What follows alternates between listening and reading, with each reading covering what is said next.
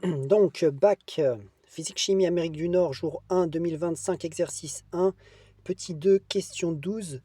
Donc, on est dans l'étape 3 d'un protocole où on est en train de déterminer la concentration en une espèce chimique dans un vernis et dans un vernis et donc on a fait une courbe d'étalonnage dans le but de déterminer la concentration du fer Fe2+, justement dans la solution ici que l'on va préparer dans cet exercice. Et cette préparation va se faire de cette manière. Donc un échantillon de vernis de masse M égale 0,0103 g est introduit dans une fiole jaugée de 50,0 ml. Après introduction de quelques gouttes d'acide chlorhydrique, on a la réaction Fe2+, E3 plus 6H3O+, donne Fe3+, plus 9H2O. Donc ça, grâce à l'acide, on a cette espèce chimique qui se transforme en Fe3+. C'est ce qu'il faut retenir de cette équation. Bon, il faut faire attention aux coefficients stoichiométriques, ce sera important. Ensuite, on introduit des ions hydroxyaluminium, voilà. Mais ce qui est important, c'est que ces ions hydroxyaluminium, ils réduisent, comme ils nous disent, une mole de Fe3+, en Fe2+. C'est-à-dire qu'en fait, non, il faut comprendre que tous les Fe3+, qui sont formés par cette réaction vont se transformer en Fe2+, voilà.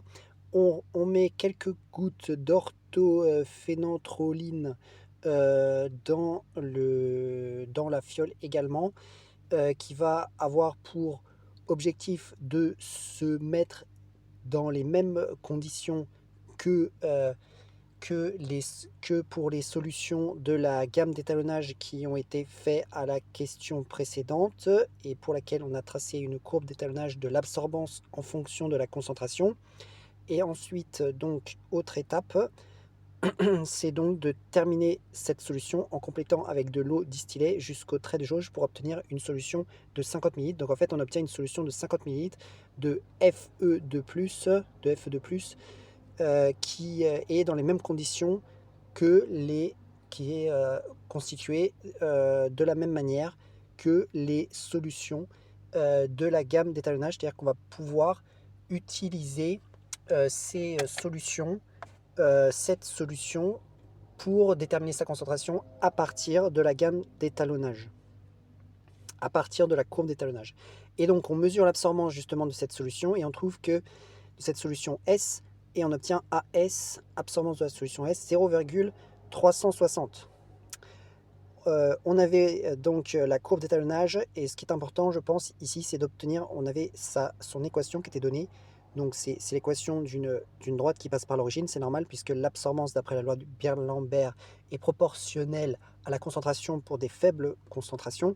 Donc on a y égale 0,0113x.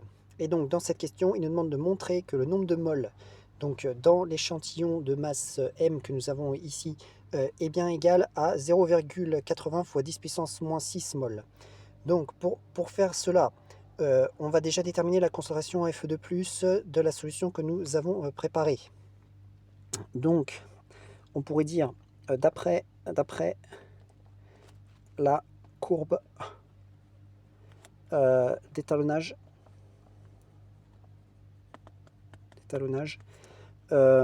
donc absorbance AS égale 0,0113C. Qu'est-ce que c'est que C? Donc c'est concentration en Fe2+, et c'était en micromol par litre, c'est-à-dire en 10 puissance moins 6 mol par litre, 1 millionième de mol par litre. Et l'absorbance, bon bah c'est sans unité, et c'est absorbance. Voilà. Donc nous on veut la concentration déjà en Fe2+, donc on fait C égale AS sur 0,013. On passe ça de l'autre côté.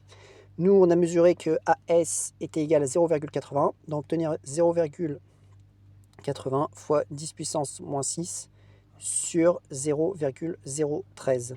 égale. Donc, très bien. Très bien, très bien. Donc, nous arrivons à ce stade-là. Et il va falloir déterminer combien fait 0,80 divisé par 0,013. Voilà. Et ça peut être compliqué. Là, j'ai fait une aide de calcul, mais bon, visiblement, je me suis trompé par rapport... Eh ben non, je ne me suis pas trompé. J'ai mal pris l'absorbance. Donc, l'absorbance, c'était qu'elle a été mesurée 0,360. Donc 0,36 sur 0,0113, ils nous ont dit que c'était égal à 31,8584. Très bien. Donc nous, on regarde le chiffre significatif. Donc ici, il y en a... Alors ici, il y en avait 3, c'était 0,113. Et là, il y en avait 3. Donc on regarde 3. Donc ça fait 31,9. Voilà. Micromol par litre. Voilà. Donc ça, c'est la concentration à Fe2+. Très bien. Bon, alors maintenant, grâce à cette concentration en Fe2+, on va déterminer le nombre de moles de Fe2+, qu'il y avait dans cette solution de 50 ml. Donc, on en déduit NFE2+, qui va être égal à C, c'est-à-dire la concentration Fe2+, fois le volume de la solution, V.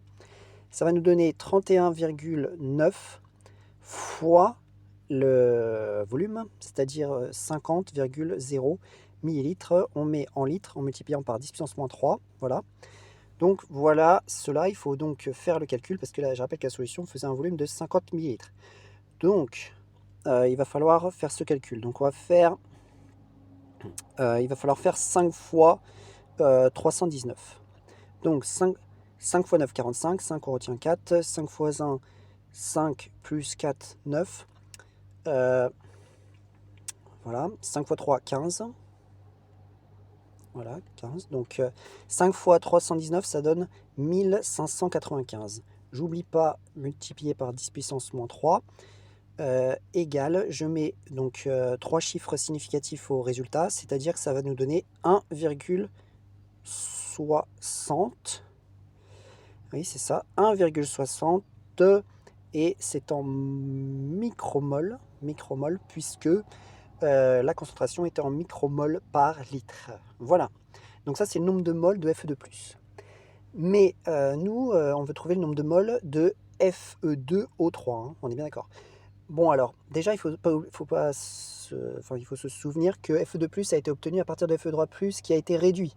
Mais une mole de Fe2+ a donné une mole de Fe3+, ou plutôt une mole de Fe3+ a donné une mole de Fe2+. Donc il y a le même nombre de moles de Fe2+ qui a été obtenu à la fin dans cette solution que celle qu'il y avait avant. Hein, c'était écrit dans l'énoncé. Donc on pourrait dire or N Fe3+ égale NFE2+, déjà. Voilà. Voilà. Très bien. Donc le nombre de moles, voilà. Car si on veut justifier une mole de Fe3+ donne une mole de Fe2+. Voilà. Ça, c'était dans une étape de réaction. On introduit de l'hydroxyaluminium qui a transformé une mole de Fe3+ sur une mole de Fe2+. Voilà. Et on pourrait dire enfin, virgule,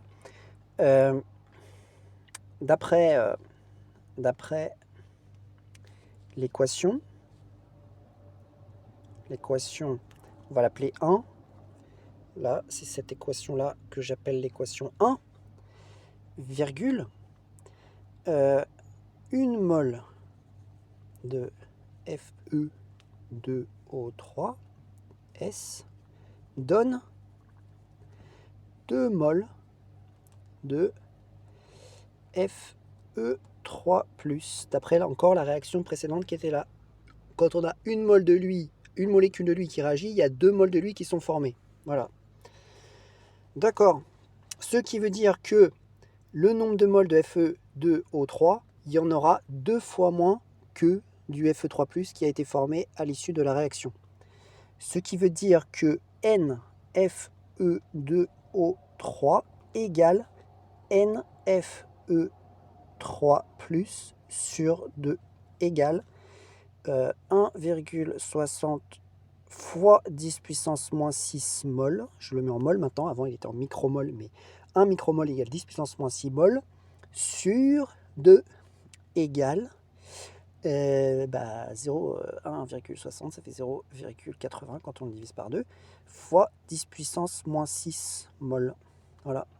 Donc le nombre de moles de Fe2O3 qui a été introduit dans la fiole jaugée au début de ce protocole est bien de 0,8 fois 10 puissance moins 6 mol, comme il nous demandait de le montrer dans la question 12.